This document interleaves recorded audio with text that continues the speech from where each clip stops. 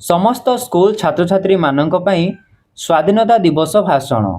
सम्माननीय सभापति महोदय, पूज्य गुरुजी और गुरुमा वृंद एवं एठारे उपस्थित मोर सान बड़ भाई और भौणी माने, आजिर ही पवित्र स्वाधीनता दिवस अवसर रे मते किछि कहिबार सुजोग मिलिथिबारु मो निजको धन्य मने करुछि।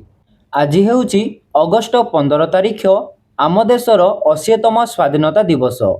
मु आपण समस्तଙ୍କୁ आजिर ही पवित्र स्वाधीनता दिवस उपलक्षे मोर अनेक शुभेच्छा और शुभकामना जनाऊछि।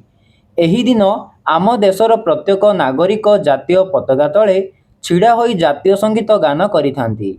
दीर्घ 200 वर्षर शासन परे आम देश भारत अगस्ट मास 14 तारिख मध्यरात्रि रे स्वाधीनता लाभ करिथिला। आम देश भारत को स्वाधीन करिबारे बहुत स्वाधीनता संग्रामी मानक अवदान रहिछि। सेथि मध्यरु सुभाष चंद्र बोस, बाजी राउत, महात्मा गांधी, रानी लक्ष्मीबाई, सरदार वल्लभ भाई पटेल एमिति अनेक वीरपुत्र मानकर अवदान रहिछि। आम देश भारत 1947 मसीहा अगस्ट मास 15 तारिख रे स्वाधीनता लाभ करिथिला।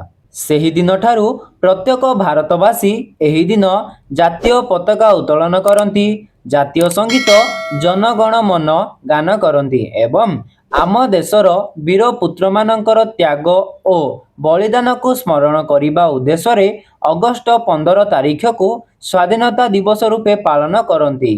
ଆମେ ସମସ୍ତେ ଆମର ଜନ୍ମମାଟି ଭାରତ ମାଆର ସଦାସର୍ବଦା ସମ୍ମାନ ରକ୍ଷା କରିବା ଉଚିତ। ଆମେ ସମସ୍ତେ ଭାରତୀୟ ବୋଲି ନିଜକୁ ଗର୍ବ କରିବା ଉଚିତ। ମୁଁ ଏତିକି କହି ମୋର ବକ୍ତବ୍ୟ ଶେଷ କରୁଛି। ଜୟ ହିନ୍ଦ, ଜୟ ଭାରତ।